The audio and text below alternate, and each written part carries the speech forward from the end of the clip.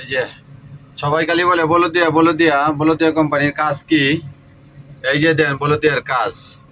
আসলে এই বলদিয়া কোম্পানিতে আসলে প্রচুর টাকা ইনকাম করা হয়, ইনকাম করা যায়। এটা হচ্ছে এমএমএ কোম্পানির বলদিয়া কাজ। আর এই যে দেখতেছেন, এই যে গাড়িগুলি বলদিয়ার ময়লা নিয়ে আসতেছে, এটা হচ্ছে বলদিয়ার বার্মা।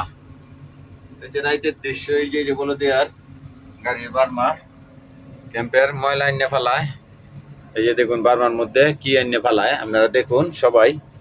এই যে ময়লাগুলি এনে ফেলায়, এই যে এখানে এনে ময়লা ফেলায়, অর্থাৎ যেটা ডাস্টবিন বলা হয়। সারা শহরের ময়লা বলদিয়ারা এখানে এনে ফেলায়, বুঝছেন? এটা হচ্ছে বলদিয়ার কাজ। আর এই যে বলদিয়ারা কাজ করতেছে, বলদিয়ার কাজ কিন্তু খুব কষ্ট।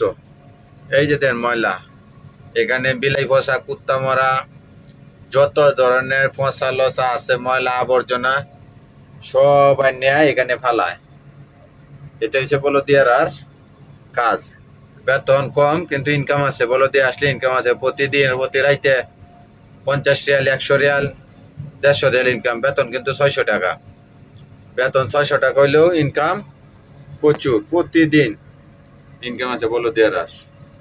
এটা হচ্ছে বলদিয়া কাজ। তাই যারা আসবেন বলদিয়ার কাজ, দুর্গন্ধ যদি সহ্য করতে পারেন, টাকা ইনকাম বেশি হইব।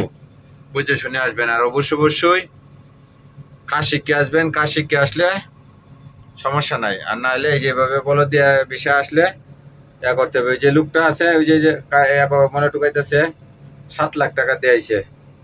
ওই যে লোকটা 6 লাখ টাকা দিয়েছে, এই লোকটা 6 লাখ টাকা দিয়েছে। এরা কিন্তু বলদিয়ার লোক।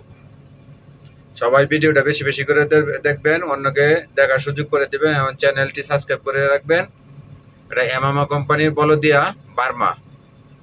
যেখানে ময়লা ফালানো হয় তাকে বার্মা বলা হয় বা ডাস্টবিন বলে।